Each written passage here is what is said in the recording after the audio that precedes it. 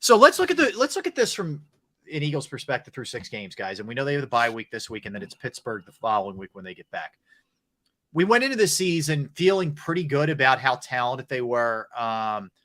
And I will say Barrett had a lot of confidence in Jalen Hurts, but there were still a lot of people who weren't quite sure. A lot of people like me who said, let's wait and see. I want to see, he deserves this year, but I want to see it. I want to see improvement. And I got to say, through 5 or 6 games, I have seen a lot of improvement. I've seen improvement to the point where I think that he is a guy who can take them deep here, real deep. If you just look at it numerically, and we'll get to like what the eyeball tells you too, but he's 8th in passing yards. He's 9th in completion percent. Rob, you keep saying you can see him going deep. Yeah, like deep. Jalen like Hurts. Okay, there we go. I won't say Jalen Hurts can win us a Super Bowl. Oh yeah. I want people to start acknowledging that he's good enough to. And I'm not saying he's a top 5 quarterback. I'm not even saying he's all the way made it into being a top 10. I know he's right on the cusp. We're talking about 11, 10, 9, 8, right around that range right now. I think that's where Jalen Hurts is. He's finally cracked the barrier for being 15, 14 to down near 11, 10, 9, 8 in that range as far as quarterbacks. He still has a lot to prove. I understand that, but still he's there. I like your thinking, Mr. Brooks. Yeah, no, listen, I'm with you. And look, it all bears out.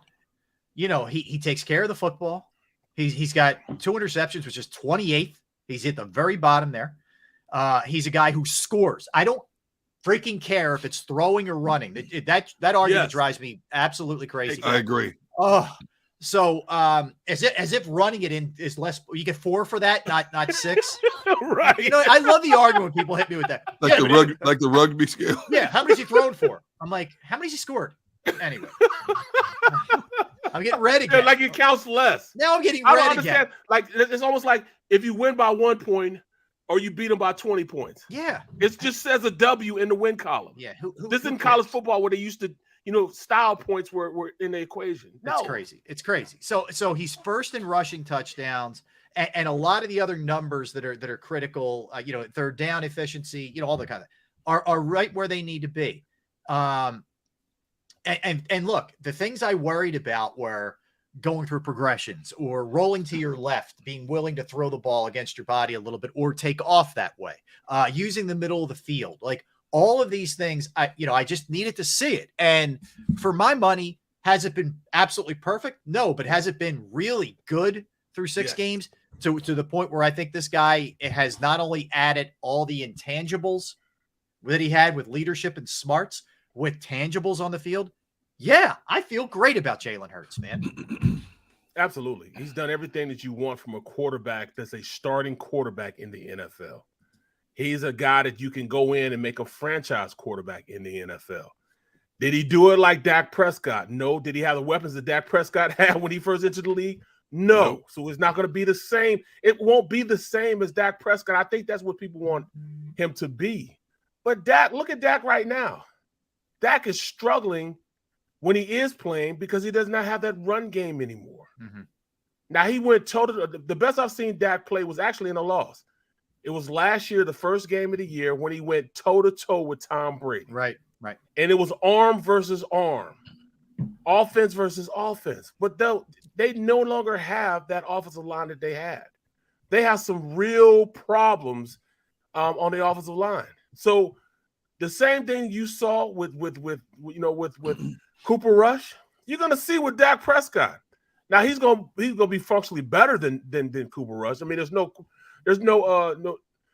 doubt that with him being there, that team's gonna be a lot better team. Yes, he is, but he will still be running around, for his life like Cooper Rush was. So do I see there's a difference? There will be a difference, but will they still be enough to beat the Eagles? I don't think so. Let me tell you what Jalen Hurts is doing right now. He'll take a minute to breathe this week, and then he's going right back in the film room.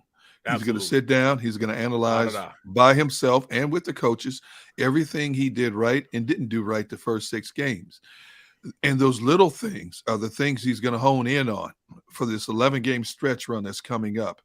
Now, the good thing for him, he will get better, but he can still make mistakes and come out smelling like a rose when you look at some of the opponents they have coming up. You don't take any opponent lightly, but I'm just saying you cannot be as sharp as you want to be, but still be effective enough to look good in the stat column. I mean, they got Houston coming up. I mean, seriously. I mean, okay. I mean, think about what they have coming out of the gate here. Right. Okay. But he will get better. And this team will win double digits as long as they don't have a rash of injuries like a number of teams are having, and a number of problems teams are having, which I'll mention more when we get to our power ranking for this show. As long as they don't have a rash of injuries, because you started to see it, and it started to see it at the one place you didn't want to see it, which is the offensive line. Yep. That's right. Yep. So now you get these guys healed up, get the trainers and the doctors on them. Whatever you do in modern medicine, technology, and the game we love and watch today to get them back to close to 100%, and you hit the ground running, and your quarterback is going to store a lot of stuff in the back of his mind, and he's going to display this stuff in the games coming up. And we're going to be sitting here every week talking about how good they look heading down the stretch. Yeah, and the beauty is, we all know this when it comes to Hurts. He is his own harshest critic. So he's picking everything apart. Absolutely. From the first 6 games. He's not, he's not kicking back saying, oh man, look at me. So I think you're going to see a better Jalen Hurts in the second, whatever we're calling this, the second 11 games or whatever. I think too much money on the table. Yes, there's a lot of money left on the table. Yeah, as he will tell you. But yeah, I think that, and look, you look at this offense, guys. So you're 4th in scoring, you're 5th in rushing, you're 12th in passing. And there's a lot of other areas in which they have been very successful. And that's really all that matters to me is, you're scoring almost 27 per game. You can hurt teams in a lot of different ways, whether it's run the ball, pass the ball, whether it's A.J. Brown, whether it's Devontae Smith, whether it's Dallas Goedert, whether it's Miles Sanders. When you're healthy, you arguably have the best offensive line in football with all of these guys. You're getting Dillard back for depth, which means, God forbid something happens to Mailata and or Lane. You're plugging him in some fashion rather than Driscoll. No offense to Driscoll. He's fine. He's a utility knife guy. You have depth there too. So you feel good about where this team is right now. You absolutely do. You absolutely do. This team is going in the right direction. And it's not just the players that are going to go in and correct. I mean, these coaches are not going to sit on their laurels. Coach Steichen is going to see and figure out what lineups he needs to use, how he can push this button to make this look better. How can they make, Jalen Hurts and the offense look better in the second half? He's going to do whatever, because he's the run coordinator also. And when they're running well, it's because of Steichen. Steichen's the guy that, that really implemented the plays and which helped them go against the merit of defenses they go against. So with Steichen being the run game coordinator, he's almost like the run offensive coordinator. They're going to get better. Know this. Yes. So when you're talking about a team like the Eagles, and I don't know if TJ Watt is going to be back. Is he going to be back this game? He might be back. I think he's playing. I think it's he's going to have to account for him just like he accounted. It was like 6 weeks, Barrett. So I don't know. It's right in that window, maybe. Right. Yeah. Well, he'll figure out a way in which he can block him also. But we're talking about one of the premier pass rushers in the league, in Micah Parsons, that they totally, I think, controlled the game, for the most part, especially when Lane was in there. That's the reason why they won that game. Micah Parsons wrecked shop. They were able to go out there and nullify him. They nullified Diggs. They did a good job of running an offense that was, that beat up on this Dallas team. Mm-hmm. Now, on the off week, the bye week is one of those things where you sit back and you analyze and you take all the information that you had over the past couple weeks and really put in what you do well and what you don't do well. Get a leg up on what's working, what's not working. And there's not a lot of things that weren't working for this team, but daggone it, they can get a lot better than the way they were. A whole lot better than they were. My only concern is, I agree with everything you're saying, Stoughton, O-line. My only concern is Jonathan Gannon's defensive scheme philosophy not going to change. Not going to change. No. He's going to do what he's done to this point. It's going to look good, and we're going to screen because there's certain aspects of their defense, his scheme, that we're just going to have to live with the rest of this season. It's going to be an opportunistic defense because of the athleticism they have on that defense. But in terms of giving up chunks of real estate at the most inopportune times, you're going to have to live with that. We've watched it through 6 games, and the MO has basically been the same, except for the Vikings game. The MO has been the same for 5 out of the 6 games. Yeah, and look, they're sixth in points allowed. They're averaging 17.5. Yes. Yeah, so you're giving up real estate. They're not giving up points. You got to live with that. And they're taking the ball away. They're taking the ball away at a really high frequency. So all in all, that's not going to change. Yeah, well, and we'll get into the defense, but all in all, it's been pretty good, man. The only thing I say is when you think about his defense, he truly believes in his players than a lot more than we're giving him credit for. He believes in his players, and that's why you're not calling a lot of blitzes. I agree. You know what I'm saying? He believes in his front four that they can get there. That's why you don't see him blitzing a lot. But he does have the personnel that he can blitz whenever he wanted to. Thank you. Because he has the personnel. You know what I'm saying? Bear, let me put it like this, Bear. And people have been bringing this up, and I've talked to a few people, and I'm starting to agree with them. Consistently, when you look at the money that's invested in their front four, I don't think just their 4-man rush is good enough to do it by themselves. Right. I don't. You see some 4-man fronts in the league, you can rely on their 4-man front all day in their rotation because they're coming all day. I don't think his 4-man front is good enough the way it's structured to get home. I think Hargrave and Fletcher Cox play well in spurts. Yes. I think Brandon Graham plays well in spurts. And Brandon Graham, by the way, he's on my gun on one this week, and Brandon Graham's crazy as ever. So if you get a chance, that was nice. Nice way you like that transition. You like that? You're like a Jedi. I'm a salesman, you're like man. A ninja the way you work in a plug. Right. That's awesome. I'm a salesman, bro. That's impressive. I'm telling you, that's a real art. Josh Sweat plays well in spurts. Yeah. Okay, we agree on that, right? I will say this. I'm glad you brought him up because he's somebody I wanted to dive into when we do defense in a little bit. He frustrates me. Who's he? Josh Sweat. Okay. I want more consistency out of him. I think it's there. Okay. But I don't think it's broad every game, every down, every snap. Come on, Rob. Tell him again, man. He's too good That's Bear's to disappear. guy, though.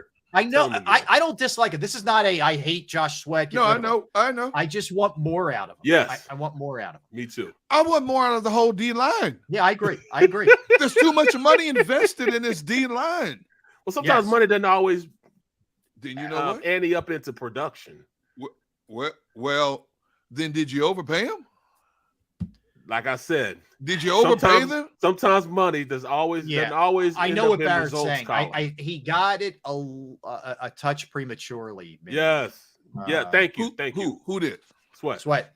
But we applaud Howie for being that guy. I know why Howie did it. He's trying to stay ahead of the curve and not have to pay him a ton. He's going to get him same thing he did with what's his name, who's out for the season now? Yes, Barnett. Same thing. We applaud Howie for doing that, identifying the right, but you're not getting value on your. Well, you know what? I don't want to go too deep because, like you said, we're going to talk about. We'll do. But no, I look fair, okay. But I think, look, we're diving into some minutia to an extent, things we want to see them get better at. No, but I think because we're looking at big picture, this is not like we're looking at how do you become that team that makes that deep playoff run, and because there is a lot of good. There's a lot of good. Absolutely. Far more good than bad on both sides, for sure. But I just want you guys to know that with this particular show, I'm not here to be the happy, joy guy. I'm here to present both sides of every equation we discuss. Okay. Bro, I just want you guys to understand this. I absolutely understand it. I know that. And I've been doing this with you for years now. Yes. Going on 7 years now. Yes.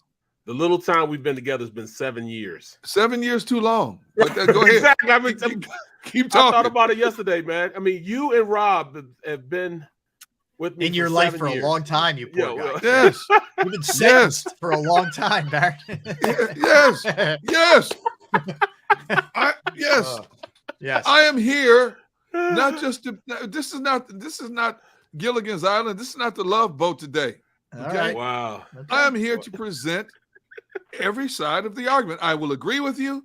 I will disagree with you. And I will throw caveats in that haven't been discussed. That's all I'm saying. All right. Guess who's next? Can I not have this? Yes, you can. That's why we love you. Thank you. Next up, Keith Pompey from the Philadelphia I'm sick of him Inquirer. already. Yes, we will talk to Keith. Talk a little Sixers.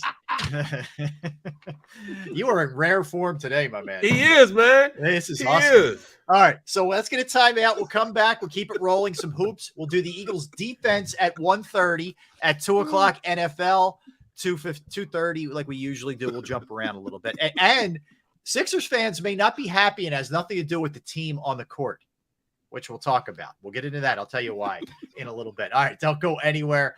D Gunn, B Brooks, Rob Ellis. We are Sports Take, JAKIB Sports YouTube Network. All right, so let's talk about Pro Action Restoration. If your home or your business has experienced the pain and inconvenience of fire, smoke, mold damage, whatever the case may be, that is the company that you reach out to. Pro Action Restoration is on call 24 hours, 7 days a week. In fact, they're down in Florida right now helping people out who have been just hit so hard by Hurricane Ian, but that's how they do it, okay? I've gone through it personally. They were right out to my parents' house. They cleaned up the problem. The price was great. The crew was unbelievable. I couldn't have been more happy. They are licensed, bonded, fully insured. They've been serving the tri-state area for more than 2 decades. Pro Action will work in conjunction with your insurance company. So again, any of the above, water, fire, smoke, mold remediation, you name it, trust me, they can handle it. If you're not sure, give them a call. 610-623-3760, 610-623-3760, or you can reach out to them online at proactionrestoration.com. That's proactionrestoration.com. It's a fall